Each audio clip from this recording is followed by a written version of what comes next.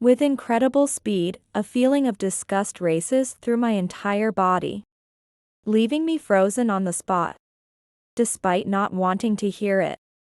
The characteristic sound of a woman's voice during the acts of a man and woman regularly invades my ears. There's no mistake, Daniel is cheating on me right now, in our own house. Ugh. The voice from beyond the wall is vividly alive, and something wells up inside my chest, paired with my feeling unwell. I almost vomited but managed to suppress it with my hand and swallowed. What should I do? What should I do in such a situation? As I panic with teary eyes, suddenly the words of my mother-in-law come back to me. If you're ever in trouble, I'll definitely help you, just let me know. I shouldn't show her son's affair. But having no parents of my own, I couldn't think of anyone else to rely on. Frantically, I called my mother-in-law from my call history. After a few rings, I heard the familiar voice of my mother-in-law. Hillary? I was just... Mary. Your son is in big trouble. What? I interrupted the conversation and shouted. I am Hillary Thompson, a 33-year-old part-time housewife. Last year, I married Daniel, who is the same age as me. Daniel works for a well-known local company. He's what you'd call an elite. It's a bit embarrassing to say, but we met at a bar where Daniel hit on me. After finishing work and drinking with a friend, Daniel and his friend, who were also returning from work, approached us. Normally, I would instantly refuse a pickup, but that day, both my friend and I were drunk and cheerful. I thought it would be okay, just to drink together, and we ended up sharing a table. Perhaps due to tequila shots, Daniel and I hit it off, and we exchanged contact information. The day after Daniel contacted me, things moved quickly. And before I knew it, we were regularly dating. He's high-earning, a good talker, and not bad-looking either. He's experienced with women and acts very smoothly. At first, I wondered why he was single until 33. In the countryside here, most people marry in their 20s. It's rare for someone to be unmarried after 30. Maybe Daniel had no desire to marry at all. Or maybe, to him I was just a fling. Although I felt a bit hazy, I couldn't ask him. About 6 months later, I was suddenly proposed to by Daniel. It was an unexpected event, and my heart leapt with joy. I was so happy that when I responded to him, my true feelings accidentally slipped out. Actually, I thought you were the type who wouldn't marry, so I'm surprised. But I'm happy. Then, with tears of joy, I replied to him, but Daniel, without changing his expression, said, I've been married before. Well, it didn't work out. What? His response was so unexpected that several question marks popped up in my mind. What do you mean? Didn't I tell you? Upon pressing him further, it turned out that Daniel was indeed divorced. Moreover, he had gotten divorced the day before we met. I met you right after I became single. It just had to be fate. No, that's... I don't have any prejudice against divorcees. There are always compatibility and incompatibilities between people. However, honestly, knowing that Daniel approached me the day after his divorce gave me an indescribable feeling of mistrust. Normally, one doesn't switch gears that quickly from being a spouse. Above all, until now, I had no idea Daniel was divorced. That was what really stuck in my chest. Daniel himself didn't seem to care, but it was important to me. I wish he had told me such important things before we started dating. Perhaps it was apparent from my demeanor, but Daniel spoke with a troubled look. What's with that face? You're not going to say something like, I hate divorcees, right? Oh? No. I was just surprised. As I denied it, Daniel's mouth turned to a grin of satisfaction. That's right. You're the type who knows her place. Not like her. Daniel nodded. Her probably means his ex-wife. Even though I don't know her face or name, a sense of rivalry towards his ex-wife sprang up in me. Who was she? It's useless to think about it, but I can't help but wonder. Anyway. Now that we're getting married, please tell me important things first. I know. I just forgot to say it, okay? Yeah. With a sense of unease, we got married. But not even a month into our marriage, I would come to regret this decision. Caregiving? Yeah. My mom's still sharp mentally, but she's getting old. And now her legs aren't what they used to be. Looks like she'll need care soon. Despite my having said, please let me know important things. When I knew he had a history of divorce. I had heard that his father was on a solo assignment and his mother was living alone. But I had no idea until now that his mother's legs were impaired and she needed care. Since meeting Daniel, it's been a parade of things I hadn't heard. If only we had met face to face before getting married. When I said I wanted to greet before the wedding, Daniel refused, saying, "My hometown is in the next state, and I'm busy," and settled it over the phone. My parents passed away early, so there was no need for greetings, and I readily accepted that. I can't help but suspect that the reason Daniel insisted on a phone greeting at that time was to hide this fact and marry me before I found out. I also work, and I think caregiving would be quite difficult on weekdays. Yeah. It's tough when you're working. That's a relief. He doesn't intend to make me provide care. Although I feel bad for my mother-in-law, that relief was short-lived as Daniel naturally suggested. That's why. Hillary, you could be told suddenly to switch to part-time. But I earn more. It wouldn't make sense for me to go part-time. Can you earn as much as me? His snickering attitude seemed condescending. Indeed, Daniel earns a high income, probably more than most of his peers. I can't earn the same amount as him. But that doesn't mean I have to comply with everything Daniel says. I bit my lip hard. I told you when we got married, tell me important things. Whether it's about your divorce history or this situation, you're always bringing things up later. Perhaps not expecting my pushback, Daniel clicked his tongue and glared at me. But I couldn't back down. I believed I wasn't saying anything wrong. I intended to answer about the divorce and caregiving if asked. Isn't it your fault for not asking? What?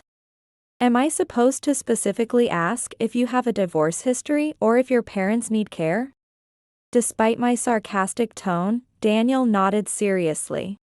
Of course. It's your fault for not doing that. That's just. It's selfish to the extreme. But maybe there's a point in what Daniel says? Maybe I should have asked more about his family beforehand. As I fell silent, Daniel looked triumphant.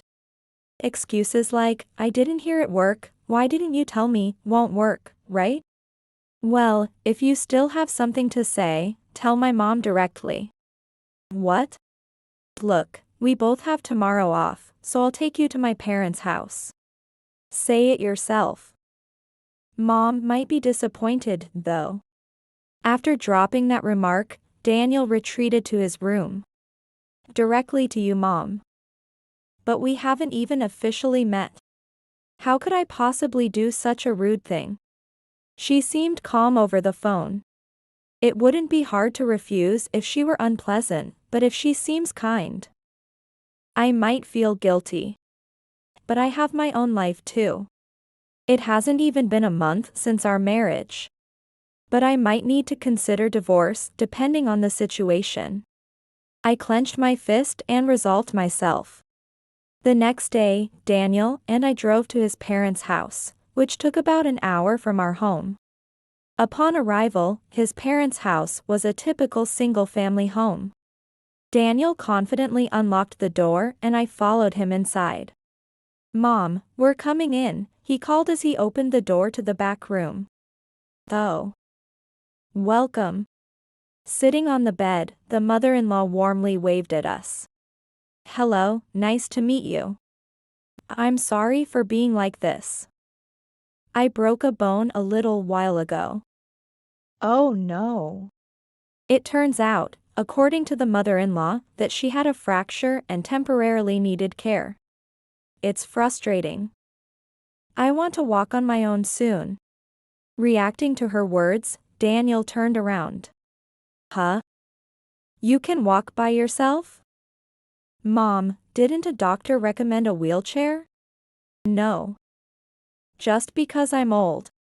They said I might not be able to walk if I don't do rehabilitation." I sighed in relief. The caregiving story was a misunderstanding by Daniel. Knowing the truth at his parents' house, we were able to return home relieved.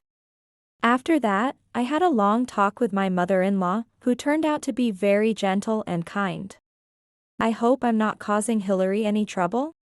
That child, maybe he's like his father, has some self-centered aspects. Good or bad, he's never faced failure in his life, so he's overly confident. Indeed, Daniel has always been full of confidence since we met. I thought it was charming, but now I see it as a problem. Did he force you to come today? Are you okay? The mother-in-law seemed genuinely concerned about me. No, I'm fine. Thank you. By the way, how are you managing the household chores? My sister's family lives nearby. They help me when it's absolutely necessary. It'll take time, but I can manage to walk if I try.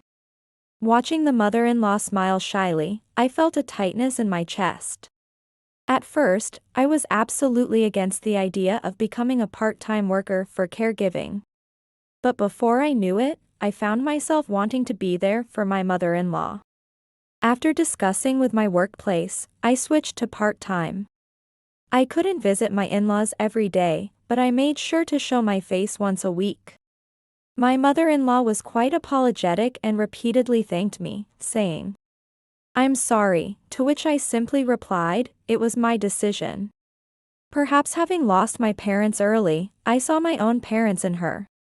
Daniel initially expressed his gratitude, saying, "I feel bad for you." A few months later, although her fracture had healed, my mother-in-law began her days of rehabilitation. "Hillary, it must be hard for you to come all this way?" "I'm fine now. My leg is healed." She was being considerate, but she still walked unsteadily. Moreover, since my mother-in-law couldn't drive, she had to use a bus or taxi to get to the hospital. I might be overstepping, but I'm worried. So please let me continue to visit frequently. Oh. Hillary, how sweet of you, thank you. I would visit her about twice a week. During those days, I left food in the fridge for Daniel. And if I was going to be late, he'd heat it up himself and eat. To Mom's place again? I was hoping for a freshly cooked meal today. He would sigh like that occasionally, but I could only say, "I'll try to come home early." Within a few months, my mother-in-law's rehabilitation progressed smoothly. And she was able to walk normally again. By then, I had become close with her sister's family who lived nearby. And we all celebrated her recovery. It's all thanks to you, Hillary. Thank you so much. If you ever need anything, I'll definitely be there to help, just let me know. Thank you. Please let me come and visit again. Her sister would embarrass me by praising me too much, saying, "Daniel has really found a wonderful wife." Perhaps I was a bit relaxed because her rehabilitation had ended. One day during my part-time job, I suddenly felt terribly dizzy. The surroundings warped, and my head spun. I really wanted to hold out until the end of my shift, but it seemed unbearable. After consulting with my boss, I decided to leave early. I wanted to lie down as soon as possible. Staggering, I managed to get home. I opened the front door and somehow took off my shoes. That's when my eyes widened. Daniel's work shoes and unfamiliar women's shoes were lined up. The word infidelity floated in my dizzy head. I quietly held my breath and moved from the entrance to the living room. Despite deciding to enter, no one was in the living room. However, from the bedroom in the back, I could hear some noises. As I tiptoed to the door, I didn't even need to open it to understand what was happening in the next room. A tremendous speed of disgust raced through my whole body, freezing me in place. Despite not wanting to hear the characteristic sounds of a man and woman's activities regularly pierced my ears. There was no doubt, Daniel was cheating right here in our house at this very moment. Ugh.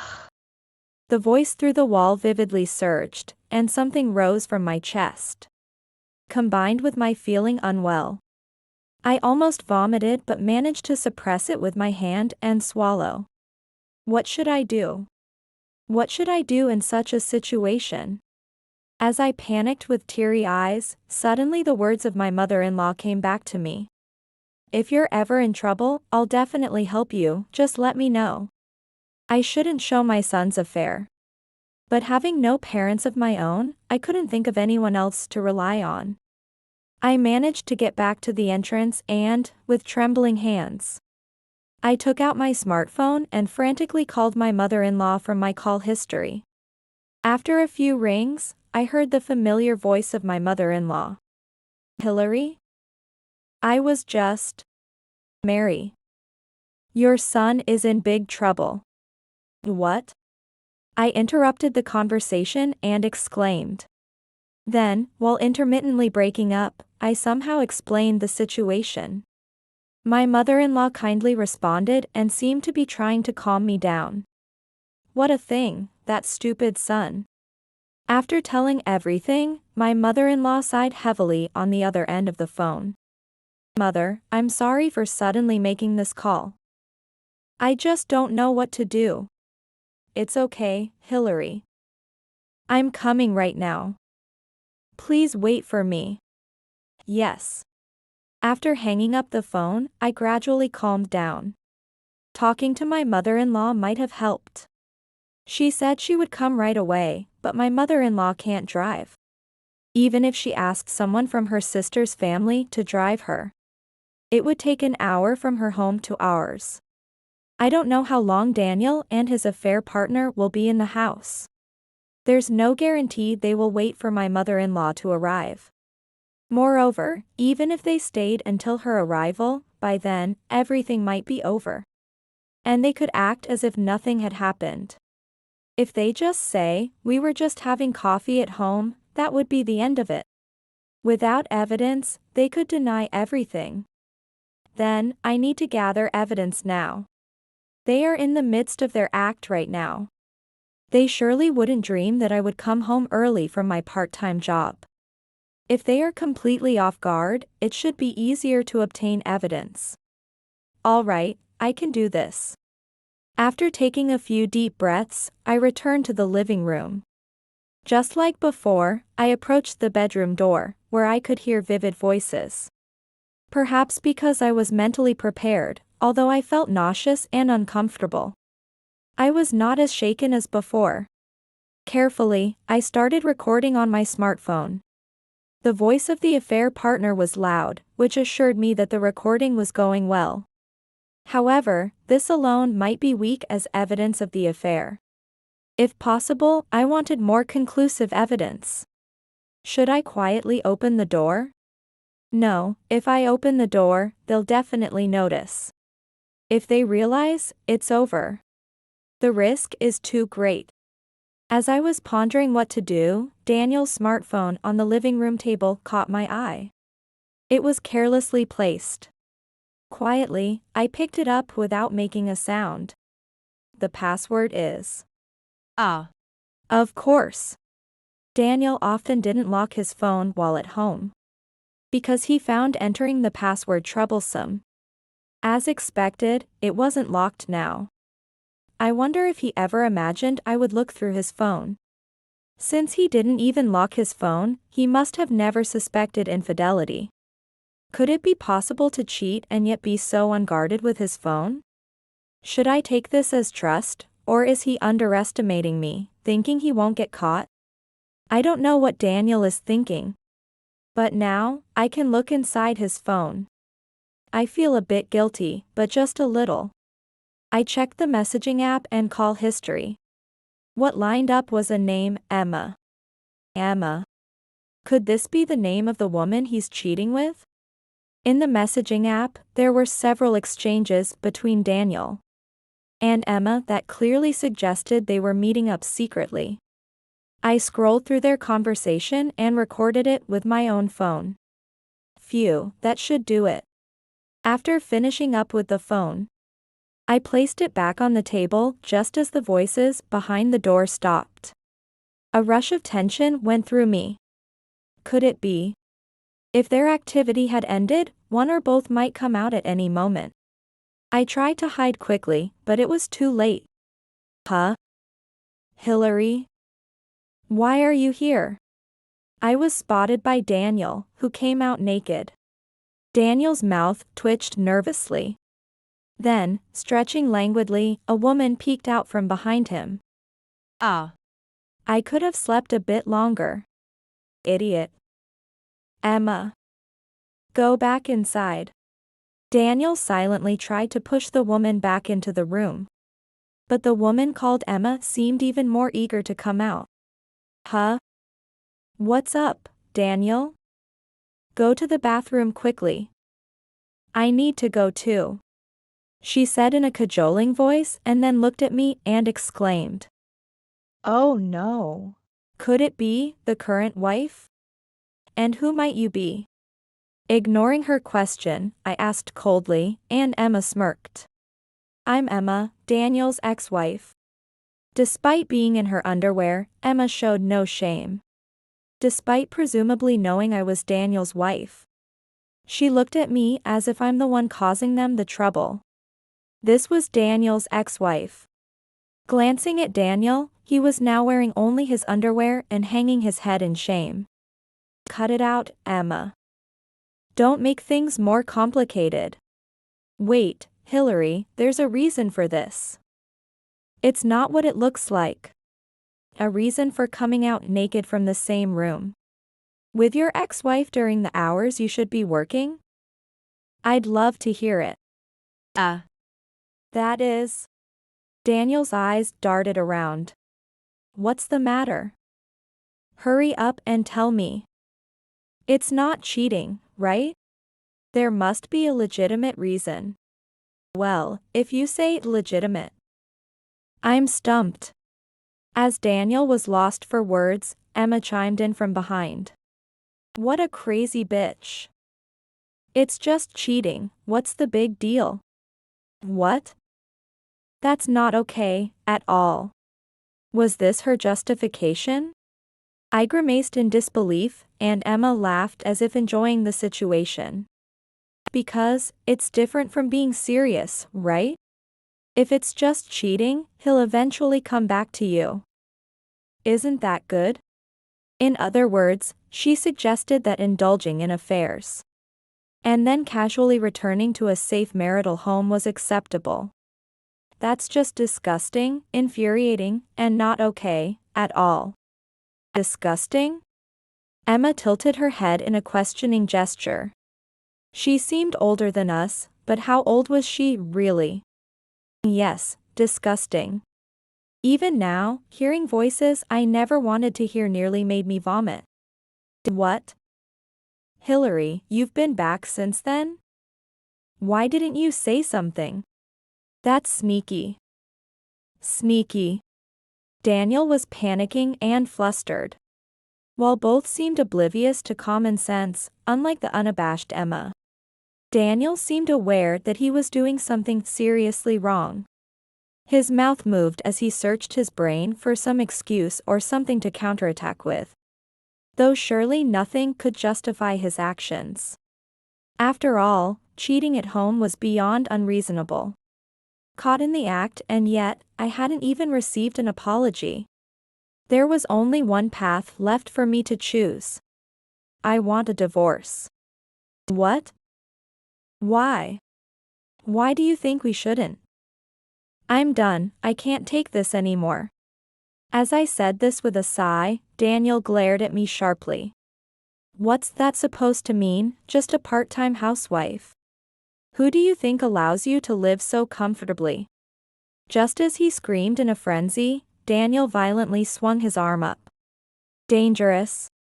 It's going to hit. I braced myself for the impact, but before it could happen, the living room door burst open. To my surprise, it was my mother-in-law and her sister's family who appeared. Daniel. What were you about to do? Tell me. You stupid son. Daniel let out a small scream and then plopped down on the spot. Mom? And why are Auntie and everyone here? We heard you were acting like a heated monkey at home. Oh, how shameful. Her daughter and son nodded in agreement. Seeing his aunt, Daniel's face turned pale. Despite being pale, his forehead was slightly sweaty. He seemed very disturbed. Sitting on the floor, he tried to escape from his aunt. But she firmly grabbed him by the back of his neck. You've always had a bad history with women. Auntie. I'm sorry. Please forgive me. Daniel, who is usually arrogant and confident in front of everyone, somehow shrinks and curls up like a pill bug in front of his aunt. Moreover, even Emma seemed frightened. Is my aunt-in-law really that scary? Sure, she is straightforward, but during the few months I've seen her, I never found her intimidating. As I pondered this, the reason soon became clear. I'll tell this to your uncle as well. You better start looking for another job quickly. At her words, Daniel's complexion changed. No, please, Auntie. Wait. Please. Daniel's face turned even paler as he panicked. For some reason, he knelt down in front of his aunt and began to prostrate. That place is my calling. Please, I beg you, spare me. I watched in astonishment as Daniel nearly cried. Suddenly, standing next to me, my mother-in-law whispered in my ear. Actually, my sister's husband is the president of Daniel's company. What? My voice cracked in surprise. All that confidence, and Daniel was a nepotist hire. He looks good on the outside, but he's not so smart. He barely graduated from college, and he couldn't get a job offer from any other company. Apparently, his aunt's husband rescued him when they were wondering what to do. Despite boasting about his high income, he was a nepotistic hire. As I was still in shock, Daniel staggered over and spoke to me. Hillary, this is terrible. Auntie won't forgive me.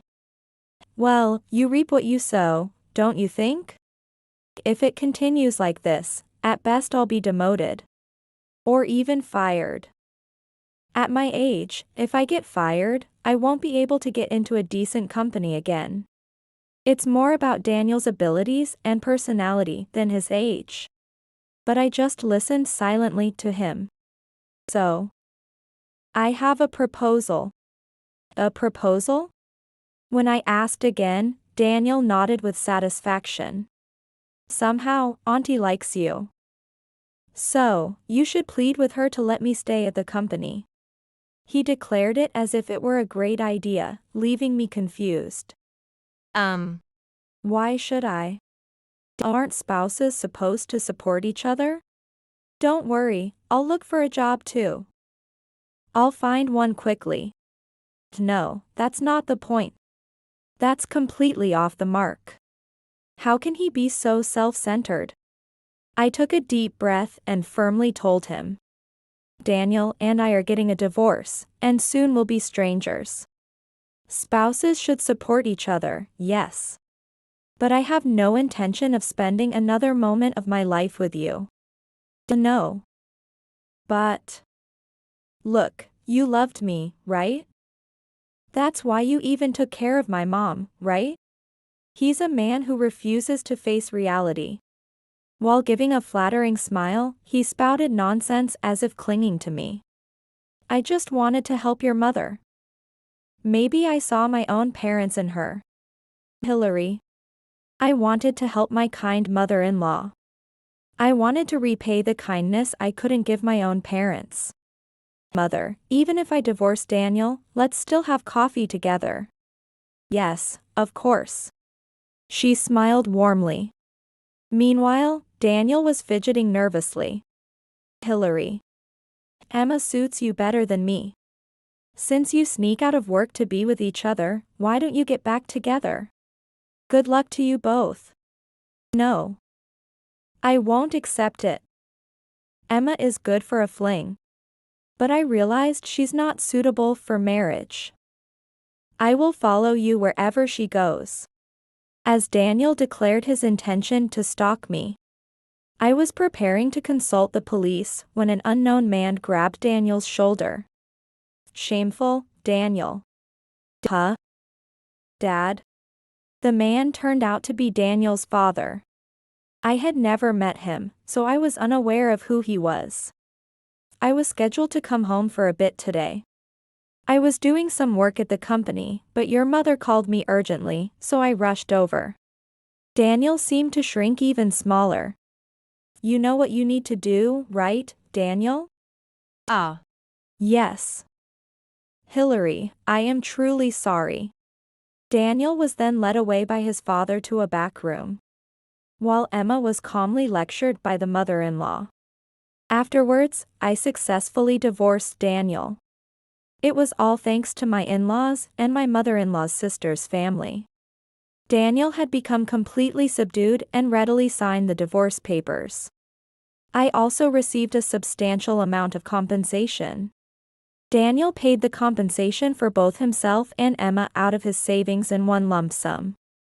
Naturally, Daniel resisted, but here too, my in-laws and my mother-in-law's sister's family supported me.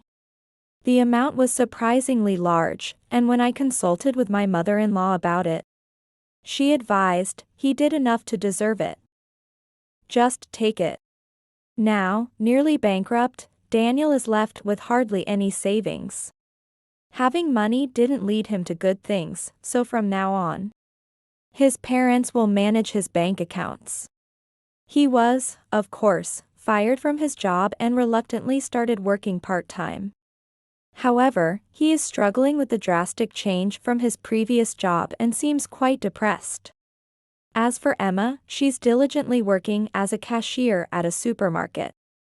Still, because the compensation Daniel fronted is being strictly reclaimed by the in-laws, her life is reportedly quite tough.